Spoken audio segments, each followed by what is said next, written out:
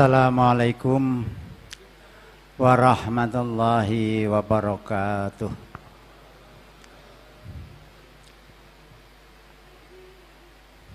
Alhamdulillahilladzi hadana lihadza wa ma kunna linahtadiya laula an hadanallah.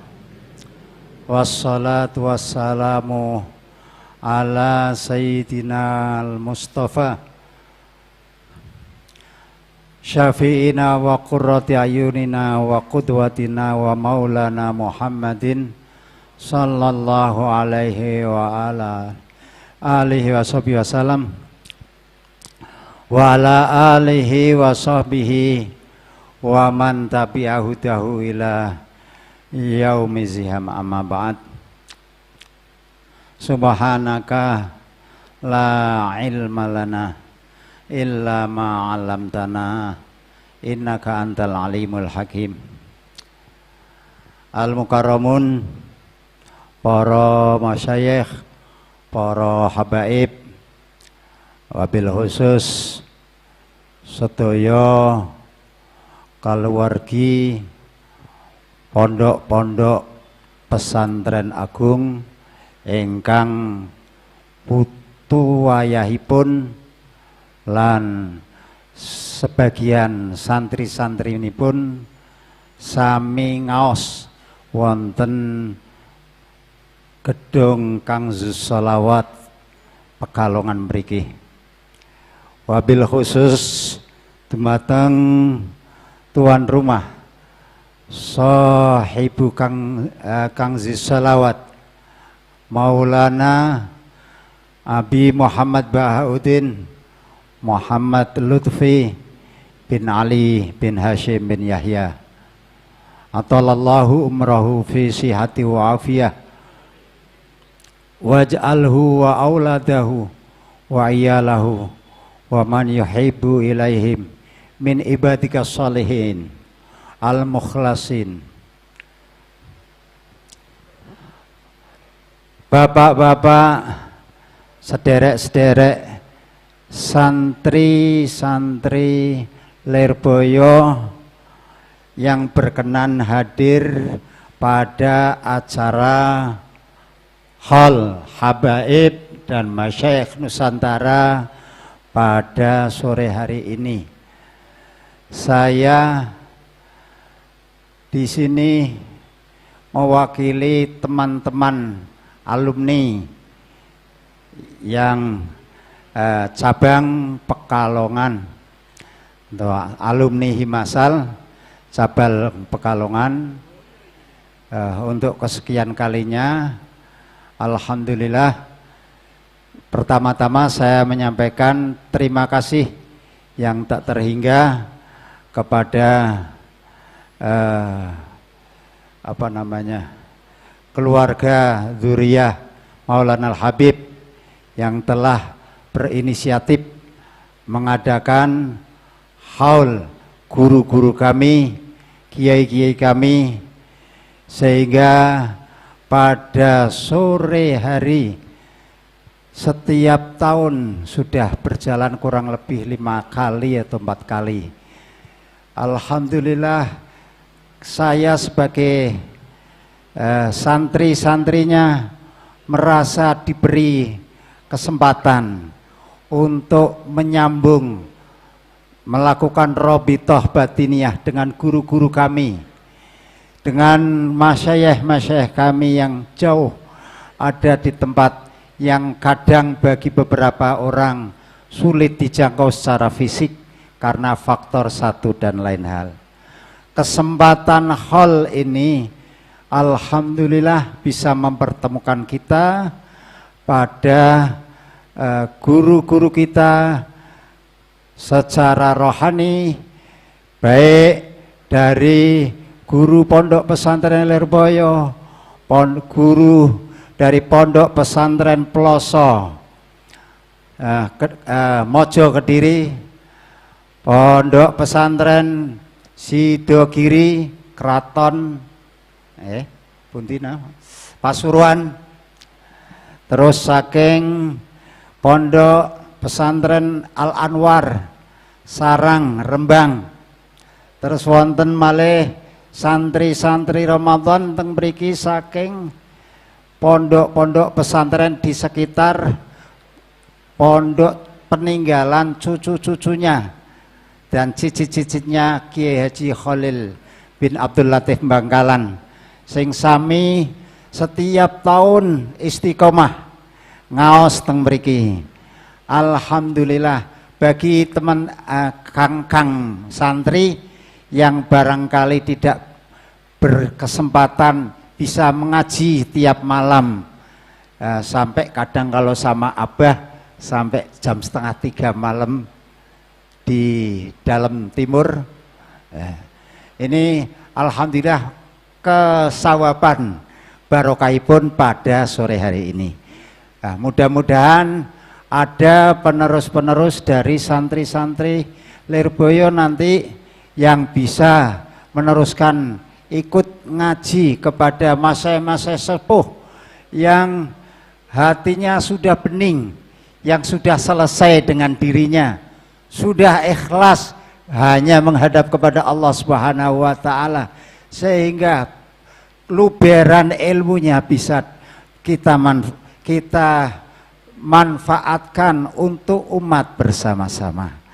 Ini saja yang bisa saya sampaikan mewakili teman-teman alumni santri Lirboyo Pekalongan. Ada kurang dan kelebihan pamatur saking kawula nyuwun agunging samudra Syekh Pangaksami. Akhirul kalam wallahul muwafiq ila aqwamit thoriq. Wassalamu alaikum warahmatullahi wabarakatuh. Assalamualaikum warahmatullahi wabarakatuh. Alhamdulillah wassalatu wassalamu ala sayyidina Rasulillah Muhammad bin Abdillah wa ala alihi wa sahbihi wa mawalah. Hadratul kiram dumateng para habaib, para alim ulama, para kiai, para gawakis, para santri-santri, para hadirin masyarakat yang wabil khusus guru kita Maulana Abah Lutfi bin Ali bin Yahya atalallahu umruhu fi syiatin wa afiyatin kamilah. Alhamdulillah pada sore hari ini kita bersama-sama derek dawuh Abah Maulana Abah Lutfi ikut ngalap barokah bersama-sama kita untuk menghauli para pemangku-pemangku pesantren, para leluhur-leluhur dari para habaib maupun para masyayikh. Hadirin yang saya muliakan, kita berada alhamdulillah di majlis ini. Kanjus Sholawat adalah majlis Maulana Abah Lutfi bin Ali bin Yahya. Ini memang menjadi sesuatu yang seharusnya kalau menurut saya, karena beliau adalah Safinatun Nuh. Suatu ketika beliau pernah menjelaskan tentang hadis Nabi yang mengingatkan kepada kita semuanya, masalu ahli baiti fikum kamastali safinatin Nuh, man takhalaha naja wa man takhalafa gharaqa. Beliau menjelaskan dari hadis tersebut bahwa yang dimaksudkan adalah manhaj daripada ahlu bait baginda Nabi Muhammad sallallahu alaihi wasallam adalah manhajnya Safinatin Nuh, yaitu sebagai pemersatu. Dan Abah Maulana guru kita Habib Lutfi bin Ali bin Yahya memberikan contoh bagi kita semuanya betapa beliau kita melihat peran beliau selalu menjaga persatuan dan kesatuan. Maka dari itu kita hadir di sini, kita sebagaimana seperti kita masuk ke dalam Safinatin Nuh. Mudah-mudahan ini bisa menjadi semangat bagi kula panjenengan sedaya, akan kita semakin nderek dawuh dumateng beliaunya, termasuk dengan adanya acara haul para habib dan ulama Nusantara ini adalah inisiasi daripada beliau sebagai bentuk daripada menjaga ukhuwah, menjaga persatuan dan kesatuan kita semuanya. Kami kira ini bisa kita fahami, mudah-mudahan kita bisa senantiasa istiqomah di dalam kita nderek beliau, karena begitu besar luar biasa berkah baik dari ajaran-ajaran beliau yang kita amalkan. Salah satunya yang saya rasakan sendiri adalah bagaimana beliau mengajarkan kita untuk turun ke bawah. Para dulu waktu di daerah saya itu banyak sekali dari para kaum sebelah itu menguasai banyak dari instansi pemerintahan. Kemudian Abah Maulana memberi saran kepada kami supaya para gawagis-gawagisnya, para habaib-habibnya itu supaya turun ke bawah. Dan kami berusaha ngestokne dawuh beliau. Alhamdulillah dari upaya dawuh, dari menderek dawuh beliau itu, daerah kami banyak perubahan. Dari dulunya instansi pemerintahan kami itu banyak dikuasai oleh kaum sebelah. Sekarang alhamdulillah setelah banyak dari para gawagis yang turun ke bawah, ini kembali untuk dihindarkan dari hal-hal seperti itu. Ini alhamdulillah barokah daripada beliau. Mudah-mudahan kita senantiasa diberikan keistiqomahan, Allahumma amin. Wa'alafu minkum wabillahi taufiq wal hidayah. Wassalamualaikum warahmatullahi wabarakatuh. Waalaikumsalam warahmatullahi wabarakatuh. Kepada beliau kami haturkan terima kasih.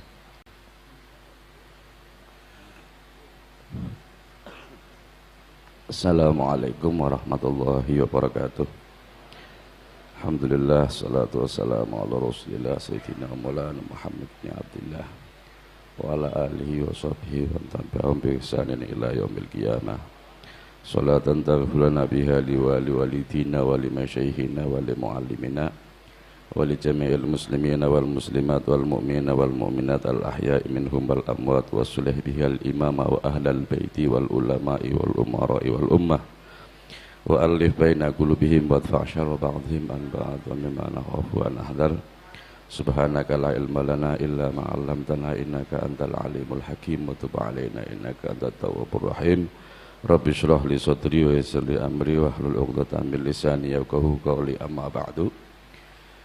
Hadratul mukarramin wal muhtaramin, madang para sepuh bini sepuh, para habaib, para kiai, para asatid, para gawagis, para mutaharrijin al-ma'ahid khususan di Indonesia. Mudah-mudahan semuanya bisa tetap istiqomah. Ugi ingkang sangat kula mulyakaken, kita hormati guru kita, orang tua kita, Maulana Al-Habib Muhammad Lutfi bin Ali bin Hashim bin Yahya, ingkang mugi-mugi saged secara zahir hadir wonten ing mriki, boten namung kawula nderek dawuh kangge sekedhik mengawali atau mungkin jaga-jagani. Ugi yang saya hormati, saya muliakan para teman-teman, para santri di seluruh pondok pesantren yang hadir dan ikut pengajian di kediaman atau di dalam atau ngaji kepada beliau Maulana Al-Habib Muhammad Lutfi bin Ali bin Hashim bin Yahya. Pada kesempatan sore hari ini adalah di antara kesempatan yang barangkali sangat mengecewakan dan menjadi beban saya, karena kebetulan bahasanya sudah dimukodimai sama Kang Ali Haidar. Aku takon lho, wani ngundang ke bisa roe biro, wis wonge dhewek iki. Ini satu kasus ataupun satu peristiwa yang jangan pernah diulang kembali, karena kalian mungkin akan kena kualatnya ilmu. Tapi karena saya golongan orang-orang yang baik hati, golongan orang-orang yang selalu memaafkan dosa dan kesalahan kalian semua, insya Allah nanti kita juga bareng-bareng bersama dengan para beliau-beliau min yaumi hadza ila yaumil qiyamah, amin Allahumma amin. Barangkali yang menjadi pijakan kegiatan pada sore hari ini adalah salah satu pintunya hall para masyayikh dan ulama-ulama yang ada di Pondok Pesantren Lirboyo. Akan tetapi setelah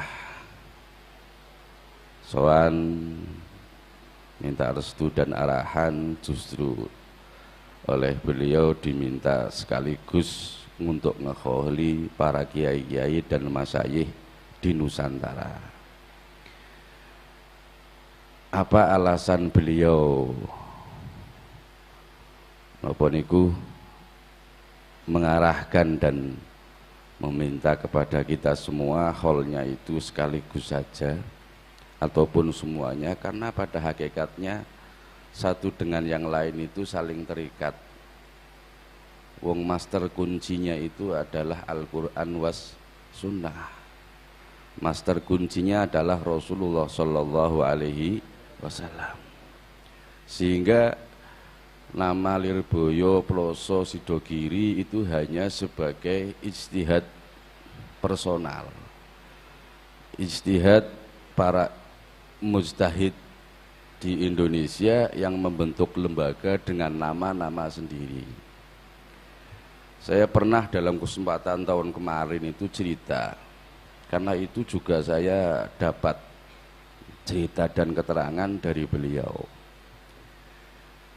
Di samping kita bicara secara formal tentang keilmuan, bahwa keilmuan ulama-ulama atau kita panjenengan sedoyo yang dari guru ke guru itu harus ada cerita dan riwayat serta jalur yang otentik nyambung sampai Rasulullah Sallallahu Alaihi Wasallam. Di samping hal masalah keilmuan juga tidak hanya paton ataupun hanya maten di dalam masalah bicara keilmuannya saja, tapi beliau sampai berbicara bahkan di dalam masalah mafahimul ilmi, di dalam memahami satu contoh fan ilmu pun itu juga mafahimnya harus ada sanad, harus ada riwayah yang memang tidak lepas daripada jalur yang sampai Rasulullah Sallallahu Alaihi Wasallam. Tidak hanya itu, bahkan beliau pernah menekankan dan cerita kepada saya termasuk masalah kaifiyatud dakwah wa kaifiyatul kaifiyatul istihad fid dakwah pun harus ada sanad yang jelas.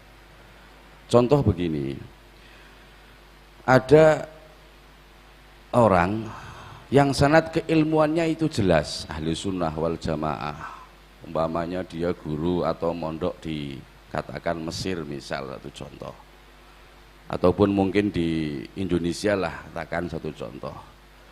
Kebetulan dia mondok dan sanadnya jelas, semuanya ada yang lewat Syekh Mahfud Termas ataupun Syekh Nawawi Banten dan lain sebagainya.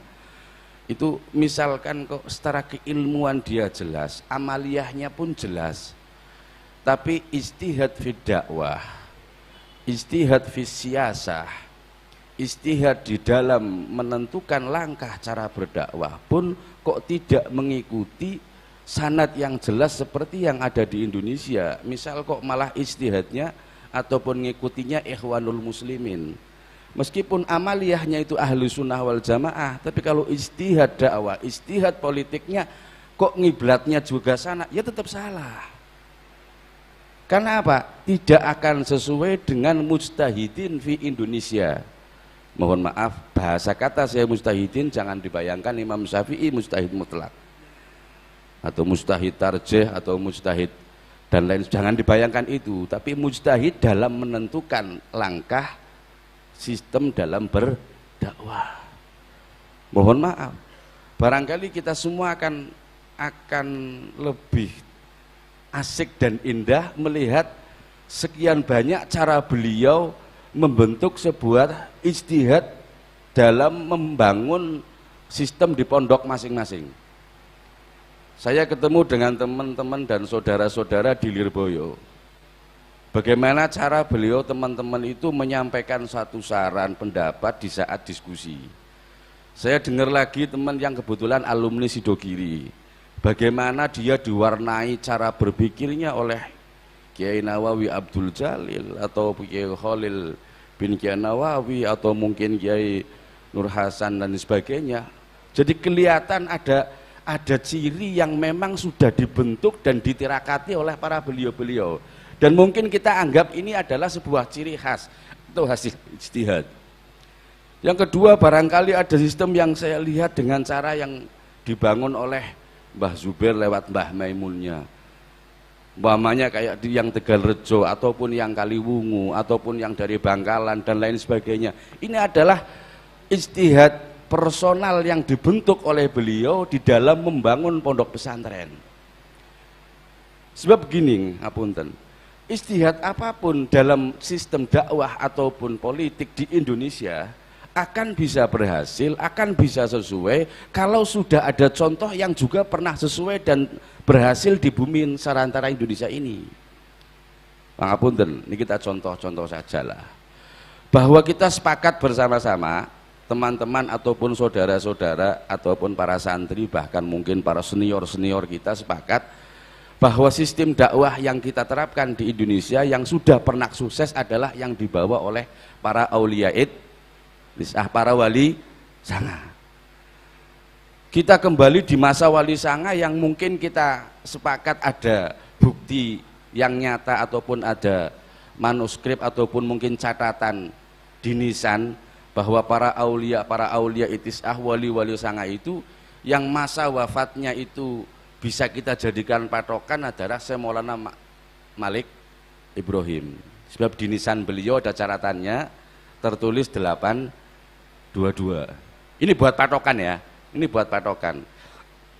Artinya saya mau kasih gambaran bahwa nantinya kita itu sebenarnya yang sudah kita jalani ini adalah hasil daripada kesepakatan, pemikiran dan tirakat para ulama yang tidak bain-bain bahasanya apa ya? Bahasa bain-bain paham ya Gus?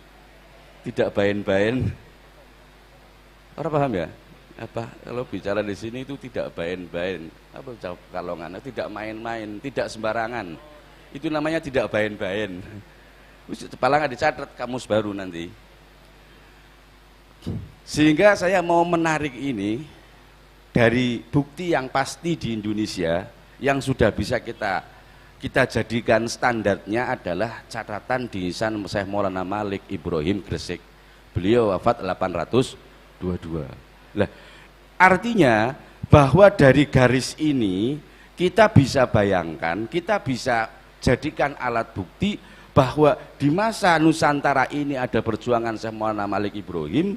Juga ternyata di dalam sanad silsilah keilmuan kita itu ada satu satu peristiwa dan kondisi kemajuan Islam di mana di sana ada Syekh Zakaria Al-Ansori, ada Ar-Romli dan lain sebagainya. Itu tidak jauh dari sisi itu. Sehingga mohon maaf, jenengan kalau nanti buka kitab Al-Madkhal karangan Said Alwi bin Thohir Al-Haddad, itu kita nanti akan bisa melihat di mana keilmuan yang dulu awal sumbernya di Makkatul Mukarramah dan Madinah, karena kita sama-sama yakini bahwa sumber keilmuan ya Rasulullah Sallallahu Alaihi Wasallam. Ini pergerakan masuk ke Asia Tenggara atau khususnya ke Nusantara itu dibagi menjadi dua jalur, jalur atas dan jalur bawah. Kalau jalur atas jenengan bisa lihat dari lewat Samarkandi. Nanti Samarkandi langsung masuknya itu dari pinggiran Mongol masuk ke dataran Cina. Dataran Cina nanti turun baru ke Jepang masuk ke Filipina.